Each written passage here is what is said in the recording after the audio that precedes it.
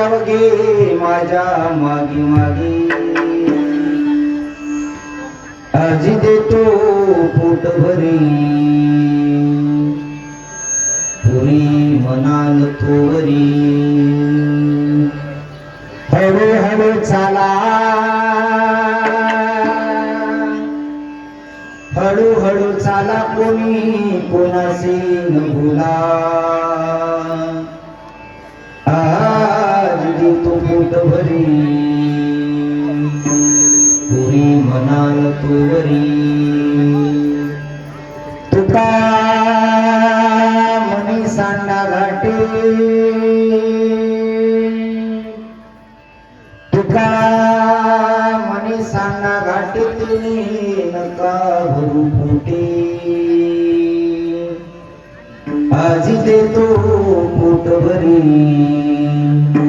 पुरी म्हणाल तोवरी विठ्ठल विठ्ठल विठ्ठल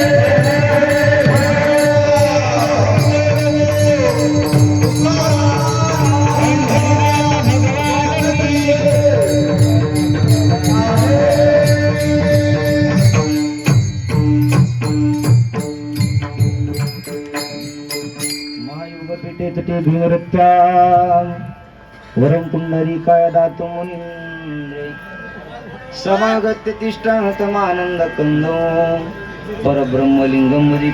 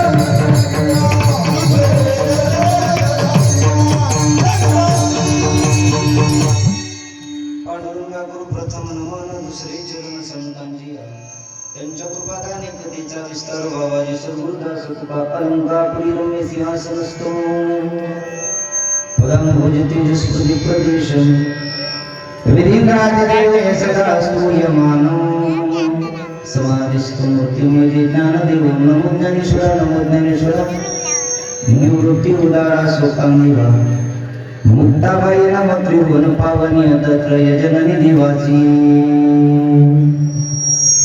आये हनुमंत विराजे कथा करू मती अनुसार प्रेम सहिता गदींधरो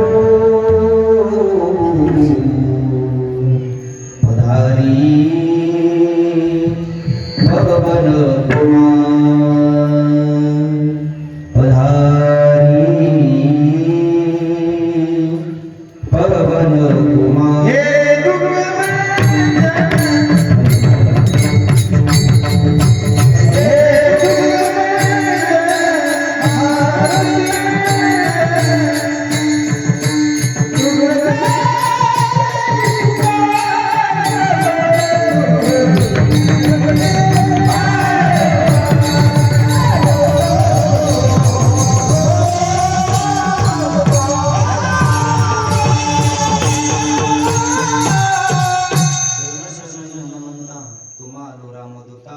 काय भक्तीच्या त्या वाटा मज दावाव्या सुभटा याल तरी यारी लागी अवघी माझ्या मागी मागी आज देतो पोट भरी पुरी म्हणाल थोवरी मुक्त केवळ्याच्या प्रती भगवान श्री ज्ञानोबा आहे अखिल परमार्थ दुधामध्ये व्याप्त असलेले भगवान श्री तुकोबा आहे आधी सर्व संत मंडळाच्या चरणावरती नतमस्तक होऊन तुम्हा सर्व श्रोतेचे माय बापांना विनम्र अभिवादन करून कीर्तन रूपी शिवला प्रारंभ विठ्ठल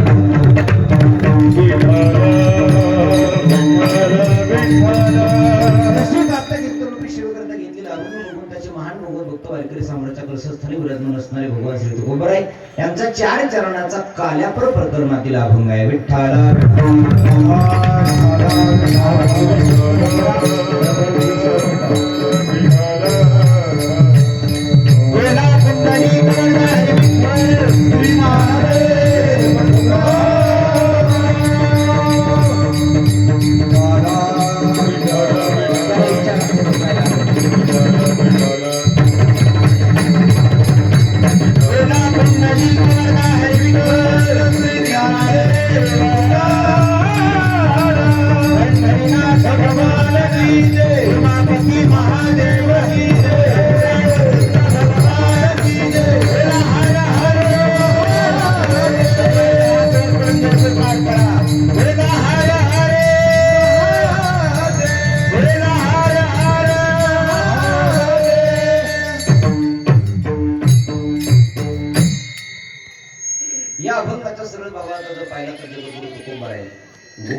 भगवान कृष्ण परमात्मा जन्माला आला होता.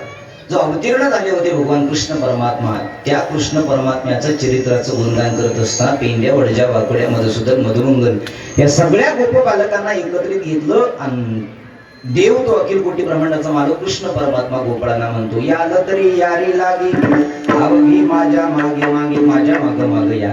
पेंड्या, वडजा, वाकड्या, मधुसूदन, मधुमंगल यांनी सांगितलं, देवा तुझ्या मागे आल्यानंतर आमचा फायदा काय? त्यावेळेस देव त्या गोपबालकांना म्हणते, आजी देतो पोट भरी पुरी म्हणाल तो वरी. आल्यानंतर फायदा आहे. कोणता फायदा आहे? तर तो अखिल कोटी ब्रह्मांडाचा मालक या जीवानं जर देवाचा पाठलाग केला तर जन्म मृत्यूच्या संसारातून तो आपल्याला पैलतीरला घेऊन जाऊ शकतो. जो माझा होय अनन्य शरण त्याचे निवारी मी जन्म मरण, किंवा इथे एकची लीला करले जे सर्व भाव मज भजले. या भवसागरातून जन्म मृत्यूच्या संसारातून पहिलं तीराला जायचं असेल तर अखिल कोटी ब्रह्मांडाच्या देवाच्या पाठीमागं जावं लागेल. जे स्वतःच्या ताकदीवर, तपाच्या ताकदीवर, यज्ञाच्या जोरावर, समाधीच्या जोरावर या भवसागरामध्ये उतरले तर बरे, पण पहिलं तीराला गेले नाही. बुडाली तयाचा मूळ ना मार्ग.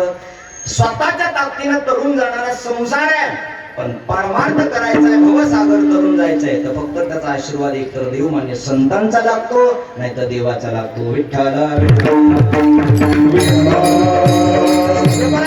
त्याचं वर्णन करत असताना गोप बालकाला अखिल कोटी ब्रह्मांडाचा मालक म्हणतोय, तुम्ही पाठीमाग जर माझ्या आलात तर आजी देतो पोट भरी पुरी म्हणाल तो वरी. याच्या करता फक्त एक नियम सांगितला, कोणता? हळूहळू चाला, कोणी कोणाशी न बोला. संसार करत असताना म्हणा की परमार्थ करत असताना म्हणा, नियम अगदी माणसाचा सोपा सांगितलाय. माणसानं कमी बोलावं आणि चांगलं बोलावं.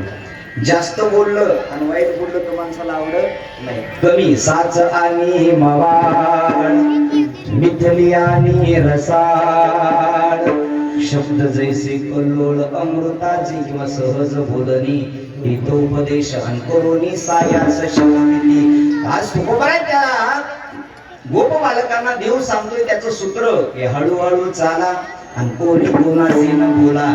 शेवटच्या चरणात तुकोबा वर्णन करतात, तुका म्हणी सांडा घाटे आणि तेने नका भरू पोटे. सांडा घाटे म्हणजे आपल्या व्यवहारातले नाही, तर अंतकरणामध्ये षडविकार नावाचे घाटे तुमच्या आहेत. काम, क्रोध, लोभ, मोह, मत्सर, दंभ आणि अहंकार हे षडविकार प्रत्येकाच्या अंतकरणात आहेत. आणि तुकोबाराय म्हणतात, हे षडविकार घातल्याच्या नंतर ये गोपाळ राही देते, त्याला ये म्हणण्याची गरज लागत नाही. याला जर अंतकरणात ठेवून बसलात तर देव सुद्धा जवळ येणार नाही, माणसं तर जवळ येणारच नाही. हे विकार जवळ आल्या की जवळ असलेला माणूस सुद्धा लांब जातो, आणि विकार निघून गेले की माणसं तर आपली होतात, नवल नाही, पण देव त्याच्यावरती कृपा करतो.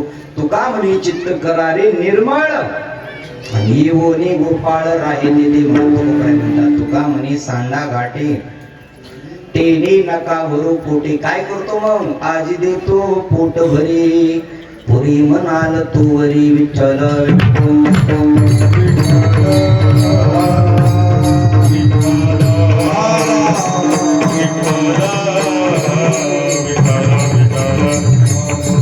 असा अभंगाचा सरळ भावार्थ तुमच्या पुढे मांडला. अभंगाचा अर्थ हाच असेल असा माझा ग्रहण. जसे पक्षी आपापल्या क्षमतेनुसार आकाशामध्ये भरारी घेतात, तसे माझ्या बुद्धीच्या क्षमतेनुसार थोडका मोडक्याचा अर्थ सांगण्याचा प्रयत्न केला. सेवेला सुरुवात करण्यापूर्वी अल्पसा परिहार द्यायचा तो म्हणजे सर्वांना ज्ञात आहे, तरी परंतु वक्त्याचं कर्तव्य असतं. सालाबाद प्रमाणे भगवान महादेव बळेश्वराच्या कृपा आशीर्वादानं चालत असलेला भव्य दिव्य स्वरूपाचा अखंड हरिनाम सप्ताह ग्रंथराज ज्ञानेश्वरी पारायण व यामध्ये यावर्षी श्री रामकथा ज्ञान यज्ञ सोहळा, जीवाला अगदी पवित्र करणारी रामकथा आहे. बघा, जीवनात जगावं कसं. आपल्या हिंदू धर्मामध्ये 3 ग्रंथ अगदी श्रेष्ठ सांगितले आहेत, भागवत, रामायण आणि तिसरं महाभारत. ज्याला सुंदर मरायचंय त्यानं भागवत ऐकायचं आहे का. मरण शिकवणारं भागवत आहे. अलीकडच्या काळात भागवतातून फक्त लोकांनी आनंद घेतला. भागवतानं काय शिकवलं हे नाही पाहिलं. भागवत कशा करता सांगितलं, 7 दिवसा मुक्ती झाली तया 7 दिवसामध्ये माणसाचा उद्धार कसा व्हावा याच्या करता शिकवणारा ग्रंथ म्हणजे भागवत आहे. ही कथा, मरण मृत्यू कसा आपला सार्थकी ठरवावा याच्या करता शिकवणारा ग्रंथ म्हणजे भागवत आहे. सुंदर जीवन जगावं कसं याच्या करता शिकवणारा ग्रंथ म्हणजे रामायण आहे. ज्याला जीवन चांगलं जगायचे, रघुकुल रीत सदा चरियाई प्राण जाई मरण वचन न जाई. सिया राम दिवस ऐकलं असेल आपण. रघुकुल रीत सदा चली आई, प्राण जाई पर वचन न जाई. की शिकवणारा ग्रंथ म्हणजे प्रभू रामचंद्राचं रामायण आहे. मरायला शिकवणारा ग्रंथ म्हणजे भागवत आहे, आणि जगायला शिकवणारा ग्रंथ म्हणजे रामायण आहे. आणि ज्याला चांगली भांडणं करायची, ज्याला चांगली भांडणं करायची याचा शिकवणारा ग्रंथ महाभारत. 3 ग्रंथ, पंचवेद म्हणलं जातं. पंचवेद 4 वेद आहेत ना, त्याचा 5वा वेद म्हणजे महाभारत आहे. या महाभारतातून ते शिकावं. चला, महाभारताचं कशाला सांगत बसा. ठीक आहे, आज आपल्या या सप्ताहाची सांगतेचा दिवस. समस्त गावकरी मंडळाच्या वतीनं भजनी मंडळ, माता मौल्या पुरुष मंडळ, लहान थोर सप्ताह कमिटी यांच्या वतीनं आणि आदरणीय आमचे अगदी प्रेमस्थ म्हटलं तरी हरकत नाही, आमचे ज्ञानेश्वर भाऊ असतील, त्यामध्ये आमचे सर असतील, आणि आमचे जीवलग मित्र आमचे शंकर भाऊ असतील, आणि समस्त उपस्थित. बाकीच्या कुणाचं नाव माहिती नाही म्हणून तिघायचं घेतलं बरं. तुम्ही उपस्थित सर्वजण या सर्व मंडळीच्या वतीनं आलेलं हे प्रेमाचं निमंत्रण. तुम्ही भरपूर दिंडीत आनंद घेतला आहे की नाही?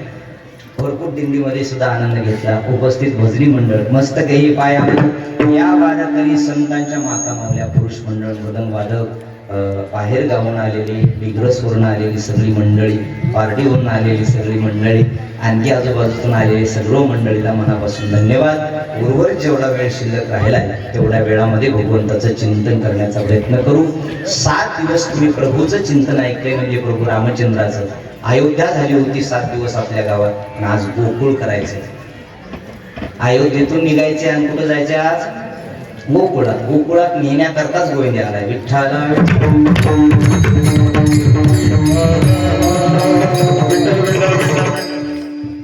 दोन आले सरनं सांगितलं. अगदी भगवान कृष्ण परमात्म्याचं चरित्र म्हणलं की आनंदाचं आहे, आणि त्या आनंदाचं प्रतीक म्हणजे काला आहे. का काला काला काला म्हणजे तरी नेमकं काय? काला 3 प्रकारचा. एक काला शब्द कळाला की माणसाचं जीवन कळालं. काला काला म्हणजे काय? दरवर्षी आपण काला करतो श्रावण. काल्याला एवढं अनन्य साधारण महत्व का आलं? पण नेमका काला म्हणजे तरी काय? माणसाला प्रश्नच पडावा. का आला? 3 प्रश्न माणसाला पडावे. आलोय कुठून, करायचंय काय, आणि जायचंय कुठं? या 3 प्रश्नात माणसाचं जीवन आहे. आलोय कुठून, करायचंय काय, आणि शेवटी जायचंय कुठं? हे 3 प्रश्न पडले तर माणसाचं जीवन सुधारतं बघा. पण आता सध्या माणसाला हे 3ही प्रश्न पडणार.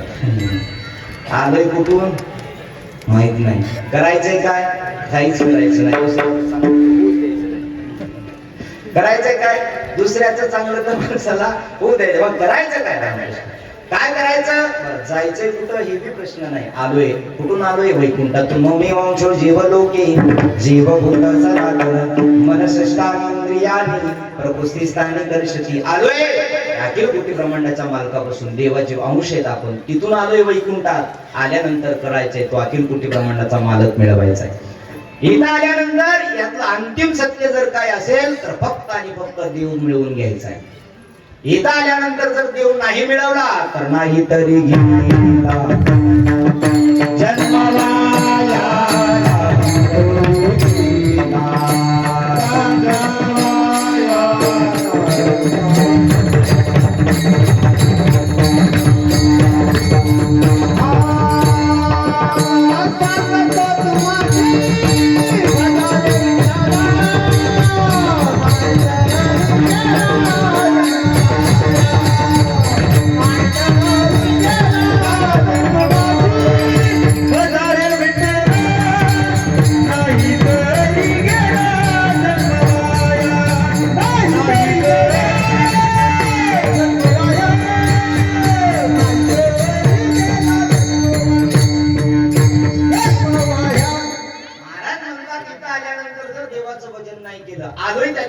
देवी दिला देह भजना गोमटा, आणि तो या झाला फाटा भादेकीचा. देवानं नरदेह दिला, भजना करता दिलाय, भजना करता दिलाय. पण माणसाना उठा हात का मानव देह अल्लाने तुझ दिया.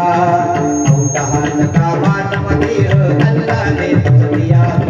काया पिया सुख से सोया यह जमाना होया. काया पिया सुख से सोया यह जमाना होया. आउट हात म्हणजे 3.5 हाताचा देह अल्लाने म्हणजे त्या देवानं तुम्हा आम्हाला दिलं. कशा करता दिला? तर भजना करता दिला. पण तुम्ही आम्ही काय केलं? खाया पिया सुख से सोया नह जमाना होया. आपल्या संसारामध्ये खाल्लं पिल्लं झोपी गेलो. झोपी गेलो म्हणजे कुठं? कीर्तनात, कथेत नाही, इथून घरी गेल्यावर नाही, गोयम को यमपुरी जहां से आए थे वहां चले गए. कहा गए थे तो कहा भी नहीं और क्या लाए तो कुछ भी नहीं. खाली हाथ आया था खाली हाथ जाएगा. येताना खाली हात आलो होतो, जाताना सुद्धा खाली हात जाणार आहे ना. आल्यानंतर माणसाला प्रश्न पडावा, आपण इथं का आलोय? का फक्त जेवायला? आजचा प्रसाद नाही, कीर्तन आहे काय?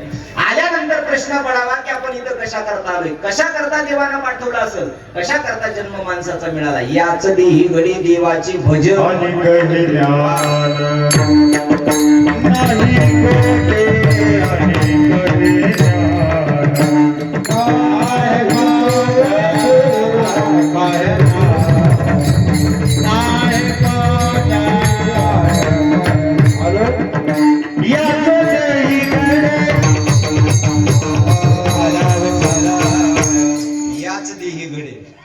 कोणत्या? याच देही घडे देवाचे भजन. बस हे प्रेमाचं प्रतीक आहे महाराज. पांडुरंगा बरं सर, मी नेहमी सांगत असतो शंकर भाऊ, आयुष्यामध्ये मी वय कमी आहे मोतीराम महाराज, पण कमी वयात पैसा जास्त नाही कमवला चेअरमन, माणसं मात्र जास्त कमवली. हे प्रेमाचं प्रतीक म्हणूनच तुम्ही आज एवढे जण उपस्थित आहात. सिटीग्रस्कर मंडळींनी भरपूर प्रेम दिलं गेल्या वर्षी कथेच्या रूपात, आणि यावर्षी आपल्या इथं गावात येऊ नाही. विठ्ठला विठ्ठला विठ्ठला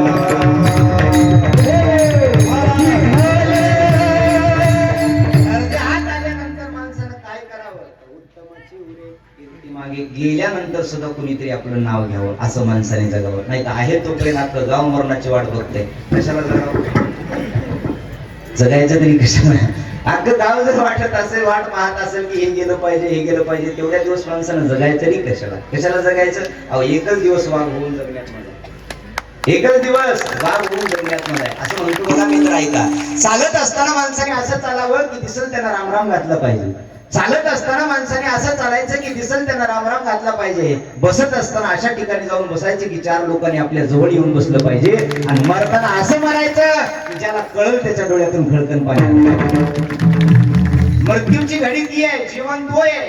कितीतरी साधू महात्मे जाणं तर प्रत्येकाला आहे हो.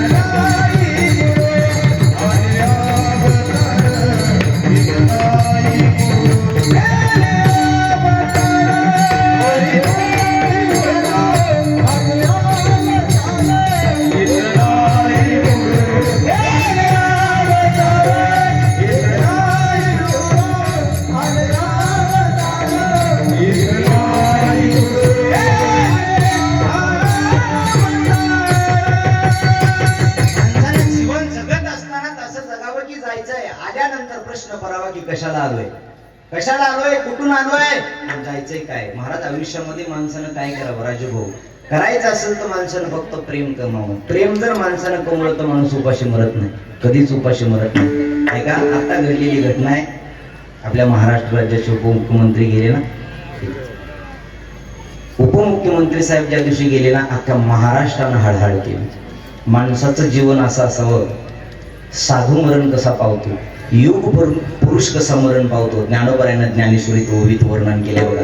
एखादा साधू जात असताना, एखादा महापुरुष जात असताना, एखादा नेता जात असताना, एखादा सण असताना, 18 पगड जातीतले कुठलेही समाज सुधारक घ्या, हे समाज सुधारकाचं जीवन पाहिलं तर अल्पाविषय त्यांना. कमी जगले कमी, पण कमी जगले आणि अख्ख्या महाराष्ट्राला रडवून गेले. महाराष्ट्राला रडवले. अहो हळहळ करत असताना त्या दिवशी लोकांना दादाची किंमत कळाली, म्हणून तर कामाचा माणूस गेला म्हणायला. गेल्यानंतर सिंधुताई सपकाळ अनाथांची आई गेल्या ना, त्यांचं एक वाक्य होतं बघा. सिंधुताई आई सपकाळ आहेत ना, आपल्या म्हणण्यात असेल अनाथांची आई जिला म्हणल्या जातं. त्यांचं एक वाक्य होतं की महाराष्ट्रात मोठं व्हायचं असेल अगोदर मरावं लागतं. महाराष्ट्रात जर मोठं व्हायचं असेल माणसाला, जिवंतपणे मोठं होऊ शकत नाही. आणि जवळचे सुधरू देत नाही. जिवंतपणे माणूस मोठं होऊ शकत नाही. सगळ्यात जास्त विरोधक कुठले आहेत? पाकिस्तान मधले. अहो जवळचेच आहेत. माणसाला महाराष्ट्र त्याला म्हणलं जातं, इथं मेल्यानंतर माणसं मोठी होतात त्याला महाराष्ट्र म्हणतात. आणि महाराष्ट्रानं या आतापर्यंत जेवढे काही युगपुरुष झाले, समाज सुधारक झाले, जेवढे काही संत महात्मे झाले, त्या संतांचा मृत्यूच असा सांगितला आहे का, झाकली या घटीचा दिवा, काय झाला से केधवा, या रीती जो पांडवा देह ठेवी विठ्ठला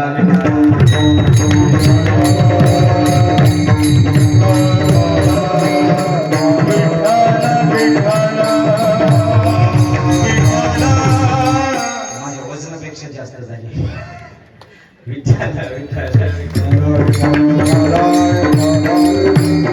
जगात असताना माणसाने आलोय काय नरद्या करता, 3 प्रश्न काला सांगतोय. काला दरवर्षी काला तर आपण ऐकलाय, पण काला नेमका कशा करता करायचा, का आलोय आपण इथं, पहिला प्रश्न पडावा. आलोय कुठून? वैकुंठातून आलोय, त्याचं उत्तर आहे. 2 नंबर, इथं कशा करता आलोय, त्याचं उत्तर आहे की इथं फक्त भक्ती करण्याकरता, देव मिळवण्याकरता, चांगलं वागण्याकरता, आणि 4 माणसं कमवून वर घेऊन जाण्याकरता इथं आलोय ना. इथली सत्ता संपत्ती पैसा अडका कुणाच्याच कामाला वर येणार नाही, आणि आतापर्यंत गेला सुद्धा नाही. जगातलं सगळ्यात नंबर 1चं विमान होतं म्हणून. जगातलं सुरक्षेच्या बाबतीत जर विचार केला, पैसा सत्ता संपत्ती सगळ्याच गोष्टी होत्या ना, पण तरी सुद्धा जगातलं सगळ्यात सुरक्षादायी आणि सगळ्यात महागडं विमान म्हणजे दादाच्या विमानात बसले होते ते विमान होतं. तेवढी झेड सुरक्षा असून सुद्धा जर वेळ आली तर जावं लागलंय. माणसानं माणसं कमवली याचं मात्र उत्तर तिथे त्या दिवशी सापडलं. माणसानं माणूस किती कमवावे हे अख्ख्या महाराष्ट्रानं ते दादापासून शिकलं. विठ्ठला विठ्ठला.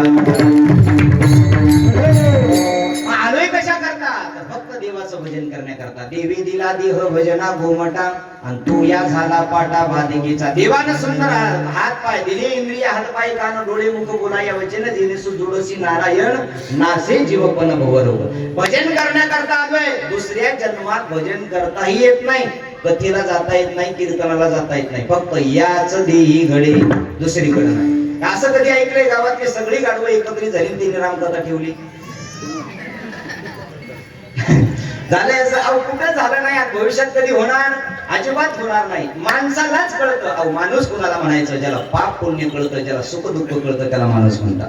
ज्याला सोमवारही कळत नाही, एकादशी कळत नाही, त्याला माणूस कशाला म्हणायचं?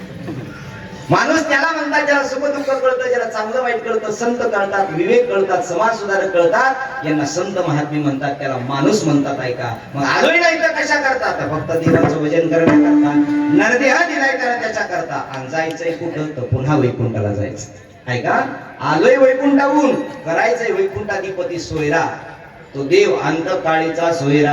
आणि तो का म्हणे विठोधरा, या देवाला मिळवायचा आहे, आणि मिळवल्यानंतर पुन्हा तिकडे जायचंय. आपुल्या माहेरा जाईन मी आता, आणि निरूप या संता हाती आला, किंवा बाई बाई जाते ग माहेराला, बाई बाई जाते ग माहेराला.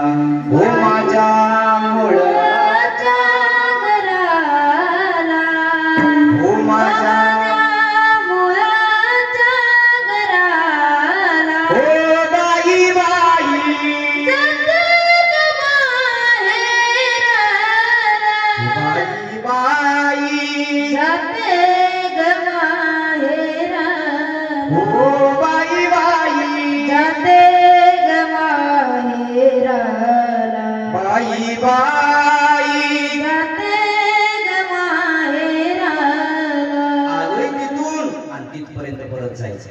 माहेरातून म्हणजे वैकुंठातून आपण आलोय, आणि आल्यानंतर परत वैकुंठाला चाललेले. काला त्याला म्हणतात गड्या, ज्या ठिकाणी अंतकरणातला भेद मावळतो. तुका म्हणे काला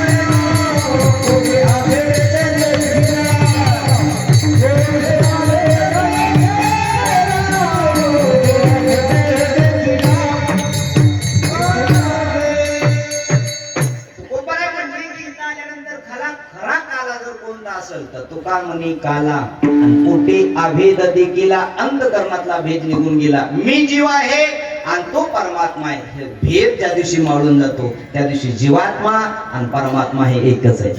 जीवात्मा आणि परमात्मा त्याच्याच अंशापासून आपण जन्माला आलो, शेवटी त्याच्याच पर्यंत जायचंय. म्हणून तर गेल्यानंतर माणसाच्या पुढे दोनच वाक्य लावतात, एक तर कैलासवासी नाही तर दुसरं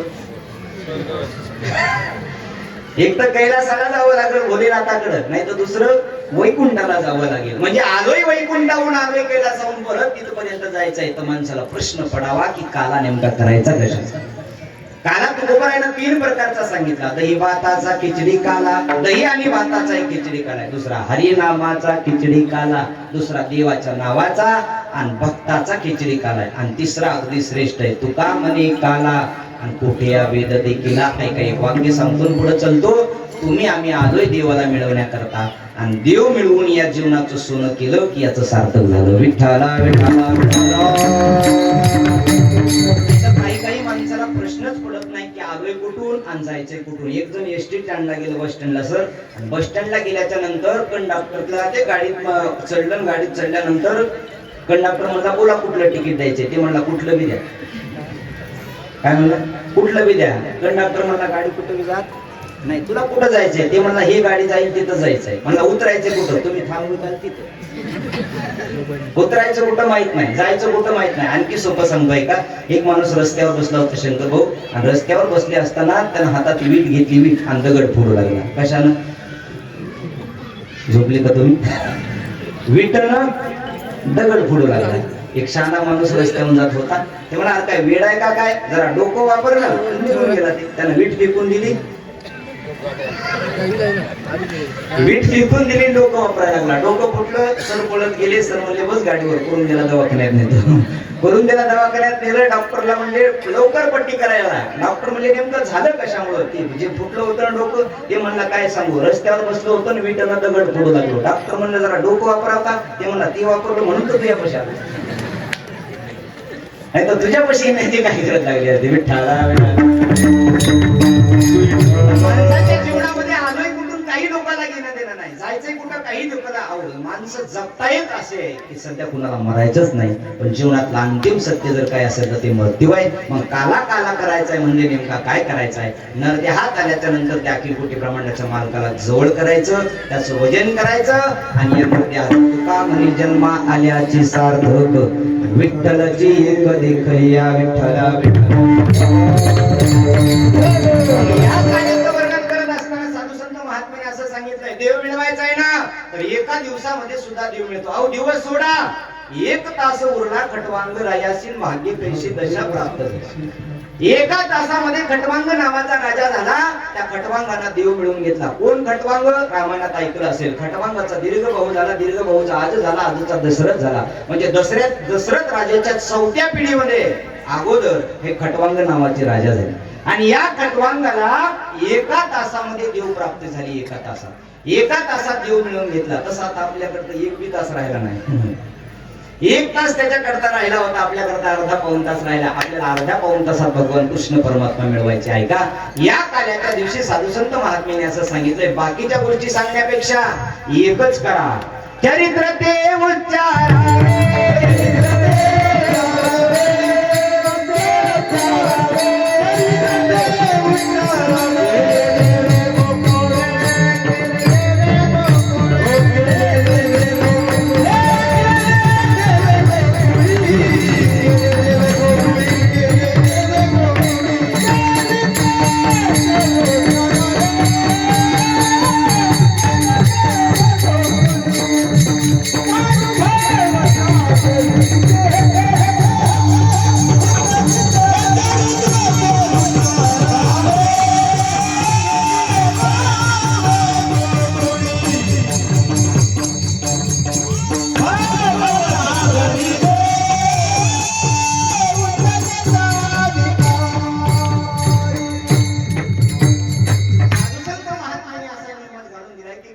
काल्याच्या कीर्तनात चरित्र ते उच्चारावे. देवे केले गोकुळी चरित्र ते उच्चारावे. आचरायचं नाही. आचरण्याकरता प्रभू रामचंद्राचं चरित्र आहे, उच्चारण्याकरता फक्त भगवान कृष्ण परमात्म्याचं चरित्र आहे. पण माणसं कुठेही उलटच करते. ज्याचं आचरायचंय त्याचं आचरित नाही, फक्त त्याचं उच्चारण करते. तर ज्याचं उच्चारण करायचंय त्याचं आचरण करायला बघते. आणि एकच लक्षात आहे भागवतातलं माणसाचं बरं काही इथल्या नाही आमच्या इकडच्या. एकच लक्षात आहे भागवतातलं काय, कृष्ण परमात्म्यानं 16,108 आम्ही 1-2 केल्या तर काय होतं, एकीनच बडगड्या मोडल्या दुसरी आहे ना. एवढंच लक्षात आहे. पण ऐका, भगवान कृष्ण परमात्म्याचं चरित्र फक्त उच्चारण करायचं, आचरण करायचं असेल तर प्रभू रामचंद्राचं चरित्र आहे. मग उच्चारण करत असताना मला ना इतकं समाधान आहे भगवान कृष्ण परमात्म्याच्या चरित्राचं. बरं, भगवान कृष्ण परमात्म्यानं 4 ठिकाणी चरित्र केलं. जन्माला येण्याच्या अगोदर मथुरेमध्ये चरित्र केलं.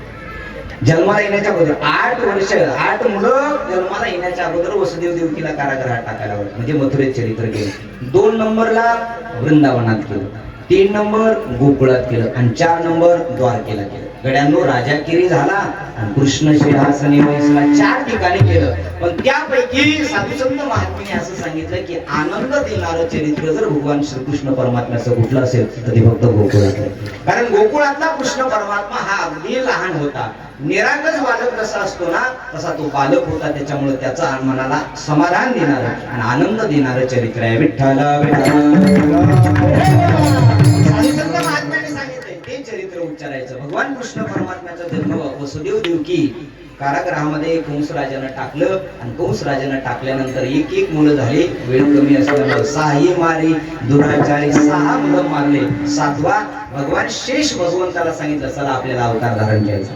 अवतार धारण करायचा म्हटल्यानंतर पृथ्वी माता गाईचं रूप धारण करून भोलेनाथाकडे जाते. भोलेनाथाला घेऊन ब्रह्मदेवाकडे क्षीरसागराकडे आणि क्षीरसागरातल्या भगवान विष्णूला प्रार्थना करतात. श्री अनंता मधुसूदना पद्मनाभा नारायणा जगव्यापका जनार्दना आनंदघना विनाशा सकळ देवादि देवा कृपाळू केशवा महानंदा महानुभावा सदाशिवा सहज रूपा देवादि देवा. आज मात्र हे दैत्य मातलेले आहेत, संकट येत आहे, पृथ्वीवरचं पुण्य नष्ट होत आहे. काहीतरी करा, अवतार धारण करा. देवता लोकांना भगवान विष्णूने आकाशवाणीच्या रूपात सांगितलं काळजी करू नका, दांडी गावात मी 5 मिनिटात जन्माला येणार आहे. जा म्हणे तुम्ही तिथं. सगळ्या देवता लोकांना सांगितलं तुम्ही गोकुळामध्ये जा, गोकुळामध्ये आनंदानं तुम्ही जन्म उत्सव करा, मी तिथं येणार आहे. भगवान शेषाला आवाज दिला आणि शेष भगवंताला बोलवल्यानंतर सांगितलं चला आपल्याला अवतार धारण करायचा आहे. शेषाने सांगितलं देवा आता नाही तुमच्या सोबत. राम जन्मात तुमच्या सोबत आलो, वनवास मिळाला. आणि खरा वनवास रामापेक्षा जास्त कुणाला होता? लक्ष्मणाला होता. खरा वनवास आहे का? प्रभू रामचंद्राला तर वनवास होता, पण प्रभू रामचंद्रापेक्षा जास्त वनवास होता लक्ष्मण. आणि लक्ष्मण म्हणजे शेष भगवंताचे अवतार, शेषाचे अवतार आहे. या लक्ष्मणाला किती वर्ष वनवास? 14 वर्ष. ज्याला अन्न खाताच आलं नाही, सगळ्यात मोठा वनवास आहे. राम प्रभू मात्र खात पित होते, सीतामैया सोबत राहत होते. हे एकटाच होता. कोण? लक्ष्मण. आणि एकटे तेव्हापासून माणसं राहिले की लोक म्हणते ते वनवासी, त्याला कशाला बोलायचे? विठ्ठला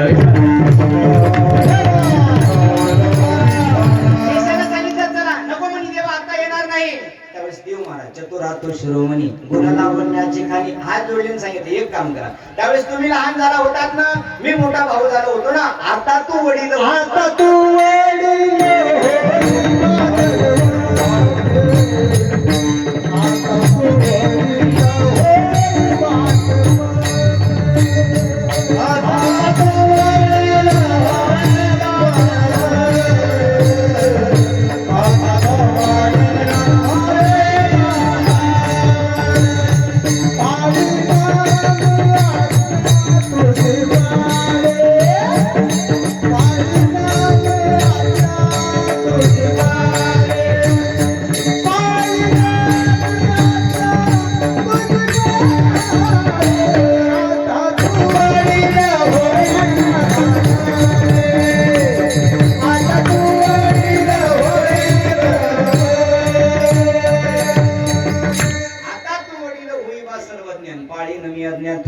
तुझी आज्ञा वाळल तू मोठा हो. शेषाला वाटलं बदला घेण्याची संधी आली आहे सोडू नये. शेषानं सांगितलं ठीक आहे, अवतार घेण्याकरता तयार आहे. 7वा गर्भ राहिला देवकी मैयाचा, तो 7वा गर्भ पुन्हा 7व्याच महिन्यामध्ये रोहिणी मैयाच्या जे नंद बाबाच्या घरी राहत होती, वसुदेवाची 2 नंबरची पत्नी रोहिणीच्या उदरामध्ये ती केला कारागृह झाला, गर्भपात झाला. बघता बघता 8वा गर्भ राहिला. जसा गर्भ राहिला देवकी जे तेज दिशे जायचा सूर्यासारखं तेज दिसायला लागलं. सगळ्या कंसानं कारागृहात डबल पहिरा केला. जिथं 1 सैनिक होतं तिथं 2 केले, जिथं 2 होते तिथं 4 केले, 4 होते तिथं 8 केले, 8 होते तिथं 16 केले, 16 होते तिथं 32 केले. आता पुढे सगळंच काही 16 जबळ पहरा केला. डबल सैनिक वाढवल्यानंतर कंसाने सांगितलं 8वा काळ माझा जन्माला येणार आहे. लक्षात ठेवा, याच्याकडून माझा मृत्यू होणार आहे, तू वाचला नाही पाहिजे. डबल पहरा केल्याच्या नंतर बघता बघता श्रावणाचा महिना, अष्टमी स्थिती वार होता बुधवार. रात्री बरोबर 12 वाजता भगवान कृष्ण परमात्मा अवतार घेणार गोकुळामध्ये. देवता लोकांनी सगळ्यांनी देवाचे स्वागत करण्याकरता आनंदाने गोकुळावरती गर्दी केली. आकाशामध्ये हातामध्ये पुष्प घेतलंय आणि देवाचे स्वागत करायले. भगवान कृष्ण परमात्म्याचा आपणही या धर्म मंडपामध्ये स्वागत करूया. 1 मिनिट सर्वांनी हात वर घ्या. भगवान कृष्ण परमात्म्याचं स्वागत करा, भजन करा. यदा कदाचित कृष्ण परमात्म्याला जर आपण भजन केलेलं आवडलं तर देव लगेच आपल्याला घेऊन नाही आपल्या जवळ राहील. आनंदाने स्वागत कृष्ण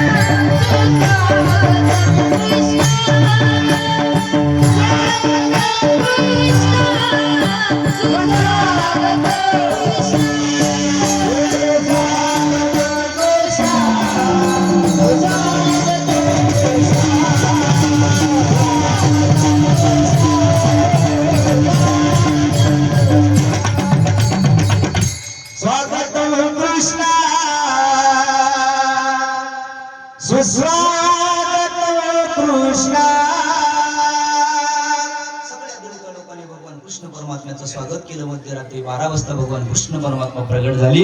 जसे प्रगट झाले तसे बाबाला आज्ञा दिली. नंदाच्या घराला मजली गोकुळाला माया उपजली देते. टीव्ही मध्ये जायचं असेल तर पण वेळ झालाय म्हणून थोडं फास्ट गेल्या. नंदाच्या घराला मजली गोकुळाला माया उपजली देते. टीव्ही मजा आणि येते.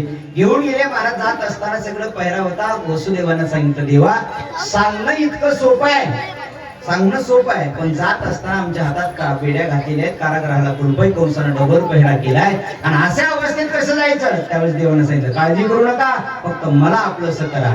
उचलीला कमळापती पाठीची बंधने कळते. देवाला आपलंसं केलं, सगळी काही बंधनं तुटून गेली. आश्चर्य झालं. फुल गई सारी ताले वाक्या बात हो गई, फुल गई सारी ताले वाक्या बात हो गई. हो जब से जन्मे कन्हैया करामात हो गई, जब से जन्मे कन्हैया करामात हो गई. आवली काना जलवली काना उसका ये पुराना, आवली काना जलवली काना उसका ये पुराना. उसका दोष भयंकर था, उसको सुकुमार रीता भरिता. बादल छाई उमड़ाई वाक्या बात हो गई, बादल छाई उमड़ाई वाक्या बात हो गई.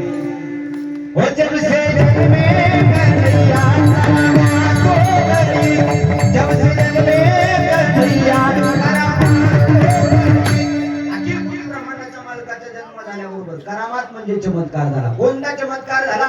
सगळे काही सैनिक होते ना, ते सैनिक मायेनं झोपी घातली, कुलपा उघडले, बेड्या हातातल्या निसटल्या. मायेने एक टोपलं निर्माण केलं, त्या टोपलीमध्ये वसुदेवानं भगवान कृष्ण परमात्माला ठेवलं. निघाले, रात्रीची वेळ आहे, 1-2च्या सुमारात निघाले असतील. यमुनेमध्ये आले, यमुनेमध्ये पूर चढला होता. पूर चढला अताट, त्यासीला विला अंगुष्ट, आशीर्वाद दिला यमुनेला. तिथून रस्ता केला, गोकुळात आले. पहाटच्या वेळी तिथे एक माया जन्माला आलेली होती. त्या मायेला घेतलं, टोपलीमध्ये ठेवलं, डोळे भरून एकदा आपल्या मुलाला पाहिलं.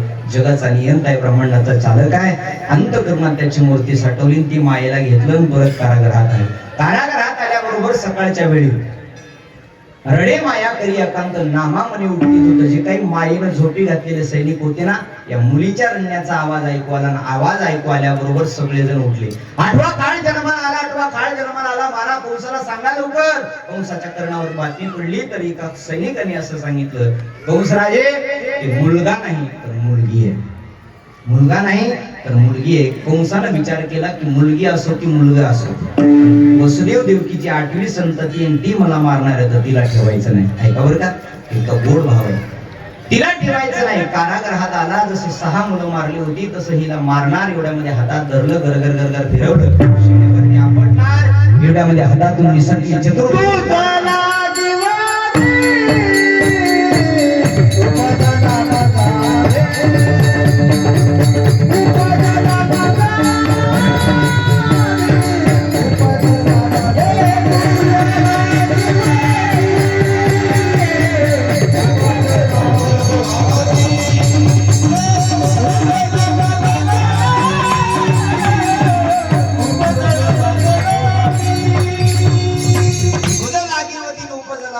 आकाशात चतुर्भुज रूप धारण केलं. तिनं सांगितलं, तू काय मला मारणार आहेस? तुला मारणारा काळ माझ्या अगोदर कुठंतरी जन्माला आलाय. ऐका याच्यातला भाव किती गोड आहे. द्वापार युगामध्ये कंसानं जन्माला आलेल्या मुलीला मारण्याचा प्रयत्न केला होता, मारली नव्हती. पण कलियुगातली याच्यापेक्षा विचित्र कंस झाले की गर्भात असलेल्याच मुलीला मारून टाकायला लागले. गर्भात असलेल्या, ज्याला मुलगी दिली असेल ना, तो बाप भाग्यवान असेल, ती आई सुद्धा भाग्यवान आहे बघा. कारण साळंकृत कन्यादान आणि ते पृथ्वी दानाचे समान. एक कन्यादानाचं पुण्य सुंदर भाऊ, पृथ्वी दान केल्याचं पुण्य इतकं पदरात पडतं, एका कन्येचं राहील. एवढं पुण्य जर तुकोबारे म्हणत असतील, तर त्या मुलीला एखादा बाप एखादी आई जर गर्भात मारत असेल, तर तिला आयुष्यभरात सुख कसं नांदलो. 2 महिन्याचा 3 महिन्याचा गर्भ सुद्धा आईला बोलतो, आई का मला मारते? मी मुलगी आहे म्हणून, माझ्या शिक्षणाची काळजी, माझ्या लग्नाची काळजी, मला सांभाळण्याची काळजी म्हणून मला मारते का गं? आई लक्षात ठेव, जर तुझ्या आईनं तुझ्या वेळी असा विचार केला असता, तर तुला आई होण्याचं सौभाग्य कदापि लागलं नसतं. जगात आई तर देवापेक्षा महान आहे ना. आई तूही जन्माला आली तेव्हा कुणाची तरी मुलगी होती ग, पण तुझ्या आईनं असा विचार केला असता तर तुला आई होण्याचं सौभाग्य लाभलं नसतं. आई देवापेक्षा जर महान असेल तर आई राक्षसी विचार का करू शकते? आई जर देवापेक्षा महान असेल तर आई वाईट कृत्य का करू शकते? आई हात जोडून तो गर्भ बोलतो, विनंती करतो. अलीकडच्या काळामध्ये त्या आईला आणि त्या बापाला सुद्धा कळत नाही गळा. 2 महिन्याचा 3 महिन्याचा गर्भ बोलतो, ऐका. आई मारू नको ग, मला जन्म घेऊ दे. आई मारू नको ग, मला जन्म घेऊ दे. आई नको सांभाळू मला तळहाताच्या फोडावानी, प्रत्येकाला सांभाळणारा आई तुझी एक जगदानी. देवाची भक्ती करण्याची संधी मला येऊ दे ग. आई मारू नको ग, मला जन्म घेऊ दे. आई मारू नको ग, मला जन्म घेऊ दे. तुझ्या वेळी तुझ्या आईला केलं असं, आई होण्याचं भाग्य तुला लाभलं असतं कसं? तुझ्या वेळी तुझ्या आईला केलं असं, आई होण्याचं भाग्य तुला लाभलं असतं कसं? आई माता आहेस तू, राक्षस विचार सोडून दे ग. मारू नको ग, मला जन्म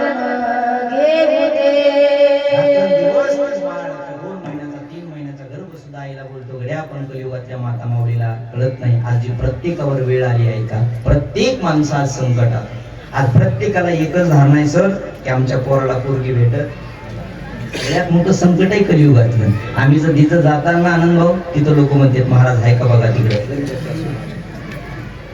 गरीबाचे असू द्या आज जे संकट आले कशामुळे आले आपणच आपल्या मुलीला मारल्यामुळे आले नगड्या ऐका एकच वाक्य सांगतो पुढे चालतो या आजच्या काल्याच्या कीर्तनातून एवढं लक्षात ठेवा गर्भपात कुठल्याच मुलीचा करू नका आणि जर कोणी करत असेल तर त्याला सुद्धा करू देऊ नका तुम्हाला ब्रह्महत्येचं पुण्य जे पातक लागतं ना त्याच्यापेक्षा 1000 पटीनं ब्रह्म गो पालनाचं पुण्य एका मुलीच्या पालनात मिळून जाईल या सत्यातून आम्ही काय घेतलं तर एवढं घेतलं आपल्या परिवारात नातेवाईकात कुणी जर मुलीची गर्भहत्या करत असेल तर तिला रोखवा आणि तिला सांगा बाई खरी मुलगी पहिली रोटी पहिली बेटी गहू की रोटी मुलगी भाग्यवानच असते महाराज अहो मुलगा तरी अंतकरणा मुलगा तरी आपल्या कवटीच्या हाडापासून बनलेला असतो पण मुलगी मात्र अंतकरणाच्या चतुष्टापासून बनलेली असते मुलगा मायबापावर जेवढा प्रेम करणार नाही पण तेवढे ढाय मुकून प्रेम करणाऱ्या जगाच्या पाठीवर फक्त मुलगी असते ज्या मायबापाला मुलगी दिली ते भाग्यवान आहे विठ्ठला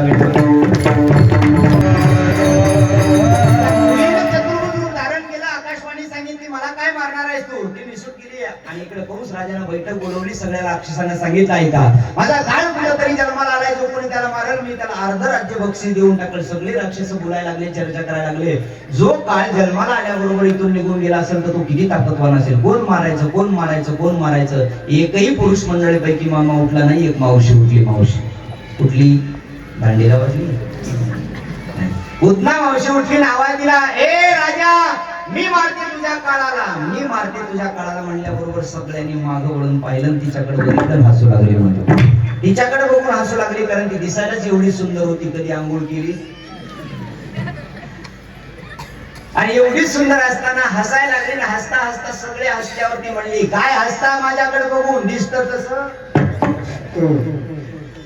तसं अजिबात नसतंय मग माझ्याकडे बघून काय हसायला लागला म्हणजे तुमचं काम होण्याशी म्हटलंय अगं पण तुझं तोंड बघितल्यावर तुला गावात कोणी येऊ द्यायची नाही आणि काय शंकर भाऊ तोंडच तसं आहे कबीरदास महाराजांचं पद आहे मिया रोते क्यों हो मिया बोला रोते नाही सूरत ही ऐसी रडायचं कशाला काही आपल्या भाषेत सांगा 12 वाजल्यासारखी कधी बी त्याच्या चेहऱ्यावर बघा 12च वाजले अहो काही जणांच्या चेहऱ्याकडे बघितलं की फसके वाटते काही जणांचे चेहरे बघितले की समाधान सुद्धा वाटावं माणसाचा चेहरा पाहिले की समाधान काय द्यायचंय का दुसरं काही नाही पण आपल्याकडे बघितल्यावर कोणी समाधान राहावं काही जणांच्या चेहऱ्याकडे बघितले की उगच राग येते त्याचा येतंय का नाही अनुभवात आहे ना ते उगच राग विनाकारण असं म्हणा तुकोबरायचं प्रमाण आहे ना फोडी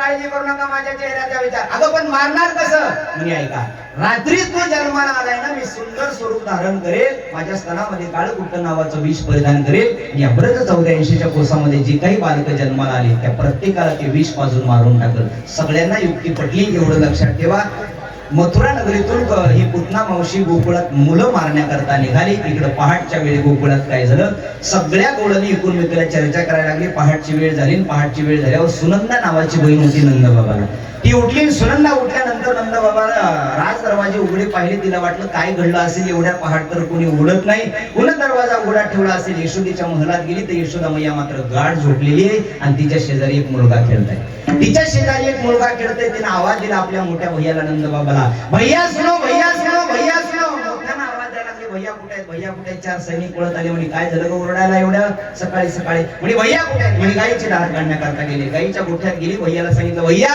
मी तुम्हाला एक खुशखबरी सांगणार आहे म्हणे काय सांग पटकन सांग लवकर आज वेळ कमी आहे काय खुशखबरी आहे काही नाही मला काय देणार अगोदर सांगा कमरेच्या चाव्या काढल्यानं सांगितलं तुला जे पाहिजे ते घे काय झालं सांग तिनं कानात सांगितलं. कानात माता मौल्यावर आहे का, नंद बाबाची बहीण आहे सुनंदा. तिनं कानात सांगितलं नंद बाबाच्या, बाबा आपको लाला भयो. लाला म्हणजे मुलगा, बरं भाषेमध्ये म्हणतात हा. भैया आपको लाला भयो. कानात सांगितलं. नंद बाबानं उड्या टाकायला सुरुवात केली. 1-2 वर्षात पोरग झालं तर गावभर पेढे वाटते. नंद बाबाला 60 वर्षानंतर झालं. आणि 60 वर्षानंतर झालेलं बरोबर नंद बाबा काही कमी श्रीमंत, 9 लाख पट्ट्याच्या घरी गाई एकट्याच्या. 9 लाख गाईचा मालक. त्यानंतर आनंदानं नवरत्नाचा हार गळ्या मानतात तोडला, सुनंदेच्या गळ्यात टाकला. बघता बघता आनंदानं गाईच्या ओठ्यात नाचायला लागली. अख्ख्या दांडी गावात बातमी पसरली. अगं तुला काय कळालं का नाही, तुला काय कळालं का नाही. म्हणे काय झालंय, त्या पोरळीच्या महाराजच्या कीर्तन चल लवकर. तुला काय कळालं का नाही, काय झालं.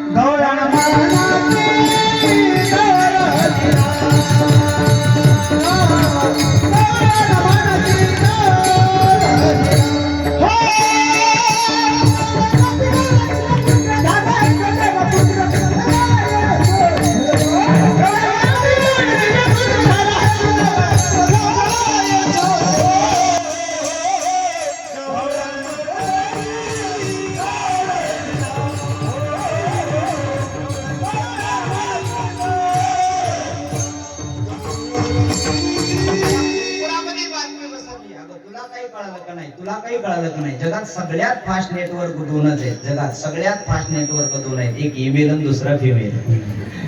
सगळ्यात फास्ट आहे. ईमेलला तरी रेंज लागते, रिचार्ज लागतं. फिमेलला रेंज बी लागत नाही. नाही, फक्त एका बाईला सांगायचं, ती म्हणते तुला म्हणून सांगते, तुला म्हणून सांगते असं म्हणते ना, त्या गावाला काढी लावते. तुला काही कळालं का नाही, काय झालंय. नंद यशोदेला मुलगा झाला. प्रत्येक जण एक धावी एक पुढे, दाटी वाटी सुंट बडी. प्रत्येक जण सुंट बडी घेतली नंद बाबाला बधाई देण्याकरता, यशोदा मैयाला बधाई देण्याकरता. नंदा घरी झाली दाटी. एवढी दाटी झाली तिथं सगळ्या सुवासिनी गवळणी एकत्रित झाला. सुईनीची गलबल झाली, दासी झाली झाली. आडी वाजवा एकच मिनिट म्हणा सगळे. गवळण म्हणती हो, म्हणती गवळणीला, आला यशोदेला.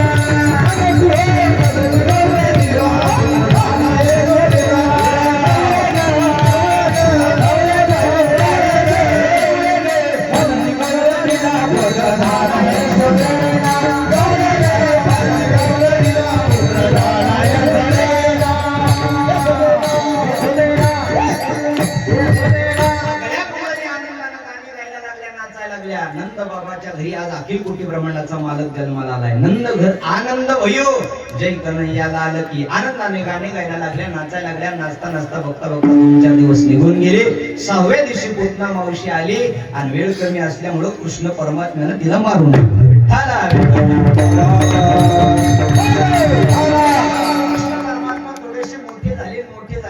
गर्गाचार्य मुनी आले. दोन्ही बालकाचं नाव ठेवलं. एकाचं कृष्ण ठेवलं आणि एकाचं बलराम ठेवलं. दोघांचं नामकरण विधी झाला. नामकरण विधी झाल्याच्या नंतर थोडेसे आणखी मोठे झाले आणि मोठे झाल्याबरोबर रांगायला लागले.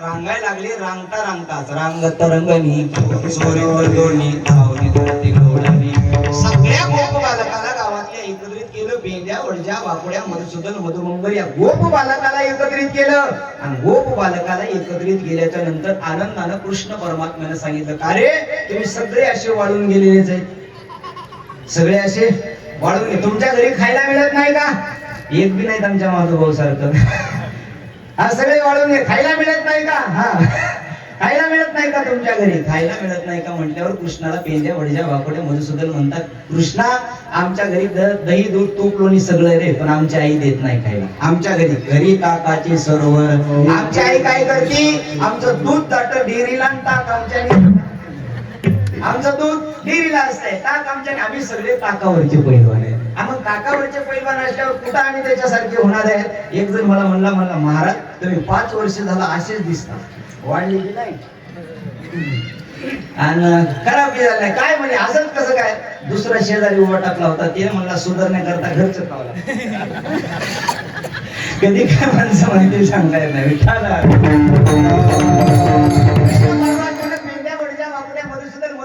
सगळ्या कुटुंबाला एकत्रित केलं म्हणजे ऐका तुमच्या तब्येती मोठ्या करायच्या ना तुम्हाला खायला पाहिजे ना दही दूध तूप लोणी तर एक काम करा काय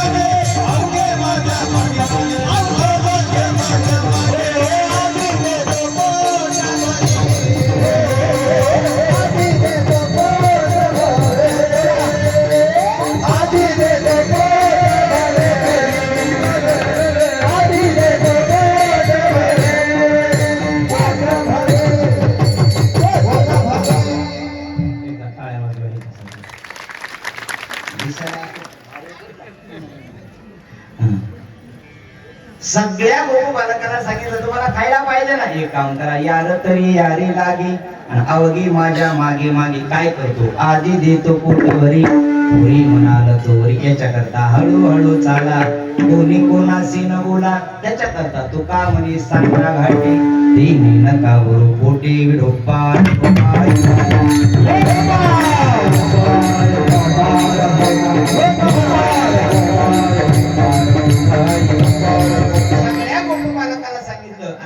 कृष्ण परमात्म्याने पहिली संघटना निर्माण केली चौर्यलीला संघटना सगळ्या गोपालकाला सांगितलं आपल्याला चोरी करायची गोकुळामध्ये भगवान कृष्ण परमात्मा चोरी करायला लागले आहे का चोरी करत असताना प्रत्येकीच्या घरी जायचे एक गवळणगाराने येऊन यशोदा मैयाकडे आली परवा आला आमच्या घरात दारी विजला होता म्हातारा उचलून ताकाचा डेरा सिरा फोडीला म्हणजे हे यशोदे परवाच्या दिवशी तुझा कृष्ण परमात्मा आमच्या घरी आला होता आणि घरी आल्यानंतर त्याला दही दूध तूप लोणी खाल्लं ग जाऊ दे खाण्याबद्दल काही नाही आमचा सासरा 90 वर्षाचा दारात झोपला होता कार्तिकीचा महिना होता थंडीचे दिवस होते आणि या कृष्णानं 50 लिटरचा डेरा उचलला आणि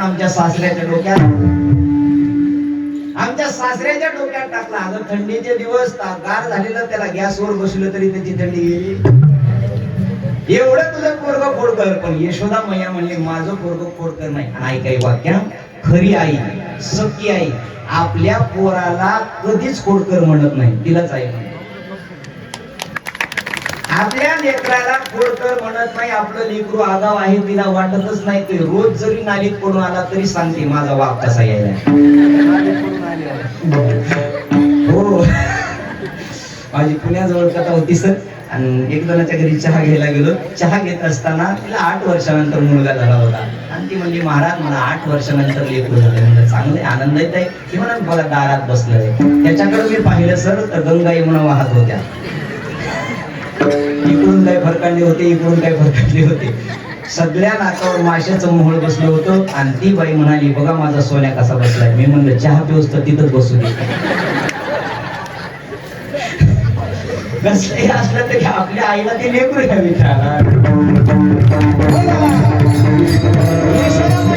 माझं पोरग खोडकर नाही कसंही माझं पोरग आहे गुणागुणाचे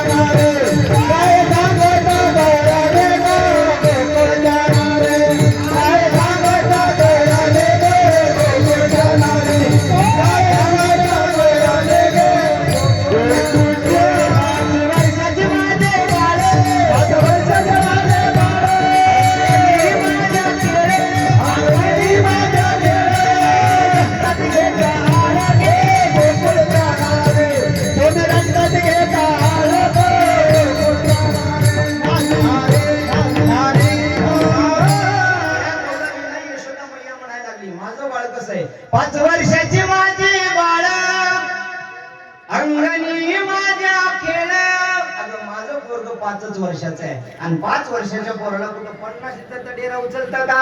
अजिबात उचलत नाही. मग काय तुम्ही लपून याचा भवरा आळ घेता रंग धरा. तुम्हीच कुठं बोलता, तुम्हीच याच्या जवळ जाता, याचा भवरा लपवता, याची गोटी लपवता आणि पुन्हा लागता याच्या पाठी. पुन्हा म्हणता असं कृष्णाला केलं तसं कृष्णाला केलं. माझं कृष्ण खोडकर नाही, माझं पोरगं खोडकर नाही म्हणल्यावर यशोदा मैयाला काय माहिती होतं ती किती पराक्रमी आहे. आणि यशोदा मैया आपल्या गवळणीला सांगायला लागली माझं पोरगं असं नाही. एक गवळण तर म्हणली ठीक आहे, एवढं म्हणालीस का, ये म्हणाव त्याला माझ्या घरी, ये म्हणाव माझ्या घरी. म्हटल्या बरोबर पेंद्या जवळ छोटा पेंद्या म्हणला ही कोणती गवळण बोलायली ती? ते म्हणला देवा ही चंद्रा काकू म्हणे तिचा नंबर घे देऊ, तिचा घर नंबर. काळजी करून देवा मला माहिती आहे 4 नंबरच्या गल्लीत 3रं घर तिचंच आहे. आणि असे काही पेंदे गावगाव असते याला कुणाचं बी घरी विचार पेंडो ते 100% बसल्या बसल्या सांगते. पेंद्याला सांगितलं काळजी करून देवा मला घर माहिती आहे. म्हणजे सांग आजचं कीर्तन त्याच्याकडे, आज त्याच्याकडे जायचं. तिला सांगितलं, तिनं घरी आली. ती म्हणली कृष्ण घरी येणार आहे का चोऱ्या करायला? थांबा म्हणे. तिचं मालक गेलं होतं गाई राखण्याकरता. 5 वाजता मालक येईपर्यंत तिनं पुरणपोळीचा स्वयंपाक केला राजभाऊ. आणि पुरणपोळीचा स्वयंपाक केला आणि तिचा मालक घरी आला, गाई बांधल्या, दार काढली, जेवायला बसला. जेवायला तिनं पुरणपोळी वाढली. ती पुरणपोळी वाढली. पूर्वी असं होतं की काही सणालाच पुरणपोळी करायची किंवा नवीन पाहुणा एकानं आला तर त्याला पुरणपोळी व्हायची. आणि जास्त माता मावल्याला जर माहेरचा पाहुणा आला तर लवकर पुरणपोळी केली. असं वर्णन नाही, कुत्र जरी माहेरचं आलं तरी त्याला आवडत आहे. कुणाला? महाराजाला माहेरचं आलं ना आवडत आहे. तर त्या काकाला वाटलं आज पुरणपोळीचा स्वयंपाक आहे, कसं काय आपली बायको सुधारली तर केलं जाऊन. बदल झाला त्याच्यामध्ये. नाही म्हणजे आज खास तुमच्यासाठी केले. तुमच्यासाठी त्याला आनंदच वाटला. माझ्यासाठी पुरणपोळी केली म्हणल्यावर कोण दिवस उजळला की मी भारी झालं. चल आज म्हणली जेवायला सुरुवात केली. बघता बघता त्यांना 10 पोळ्या खाल्ल्या. 10 पोळ्या त्याच्या माझ्यासारख्या नव्हत्या. आणि पूर्वीचे माणसं लय खात होते मुद्रा महाराज, हे दिसते असं पण लय खात.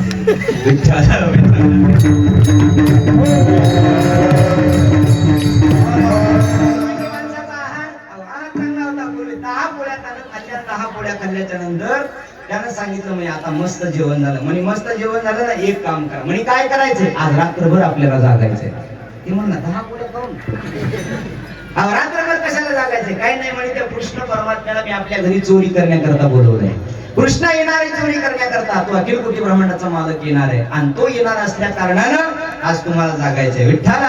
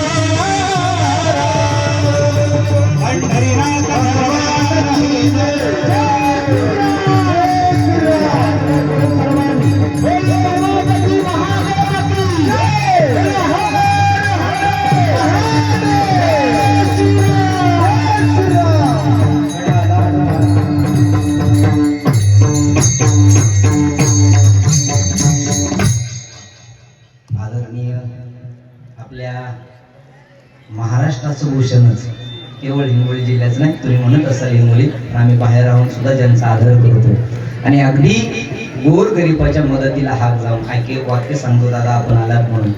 वेदांताचा अभ्यास करणं खूप सोपं आहे. वेदांताचा अभ्यास करणं खूप सोपं आहे, पण कुणाच्या तरी वेदनेचा अभ्यास करणं खूप कठीण आहे. आणि वेदनेचा अभ्यास करणारी माणसं महाराष्ट्रात अगदी कमी आहे. कमी म्हणण्यापेक्षा फक्त एकच आहे, त्यांना आपले आदरणीय साहेब असं म्हणतात. पुन्हा नाही महाराज, एक आता ऐशी कोणी नाही. एक माणूस, अनेक माणसं म्हणतात नाही यांच्यासारखा झाला पाहिजे, यांच्यासारखा. जगात सगळे डुप्लिकेट आहे, ओरिजिनल एकच असतो. विठ्ठला महाराष्ट्रातील लोकप्रिय खासदार, दबंग खासदार म्हणतात, आमदार आमचे आदरणीय संतोष दादा बांगर आज दादांची उपस्थिती आहे, मनापासून दादाला अभिवादन. आणि उर्वरित जेवढा वेळ आपला 10-20 मिनिटं राहिलाय तेवढ्या वेळामध्ये चिंतन करू. विठ्ठला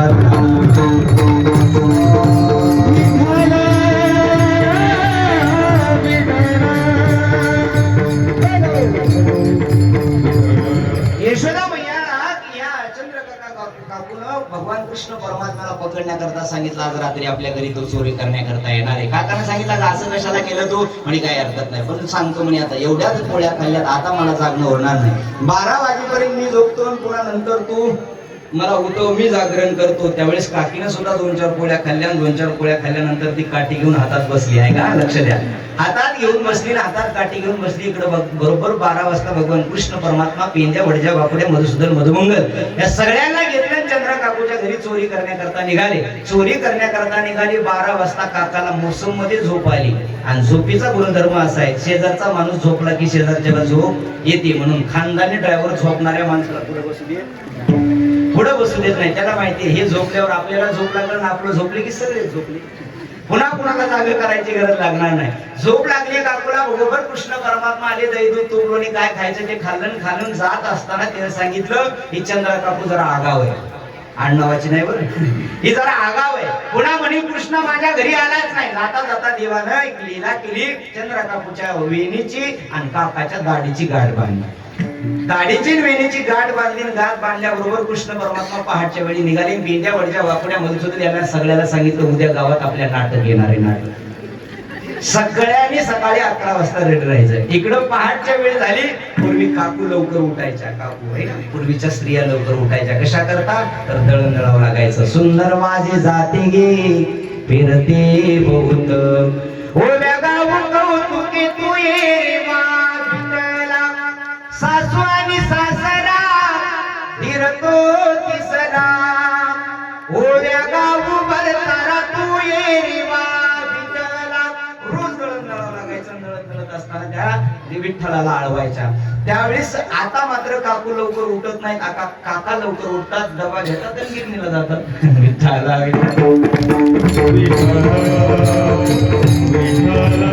सकाळच्या वेळी काकू उठली तशी केसाची वेणी ओढली गेली. आणि वेणी ओढल्या गेल्यानंतर काका जागे झाले. दोघांचं भांडण लागलं. आणि भांडण लागल्यानंतर मस्त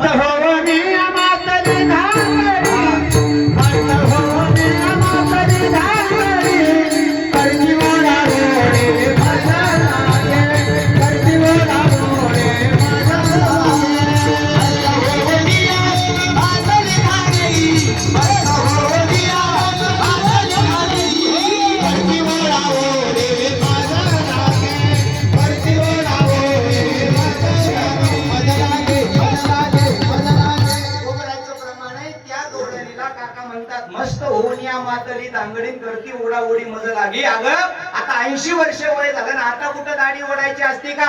मस्त होऊन या मातली दांगडी असं म्हटल्याबरोबर काकी म्हणली नाही तुम्ही माझी वेणी ओढली. ही म्हणती नाही तुम्ही माझी दाढी ओढली. या दोघांचं झालं भांडण सुरू.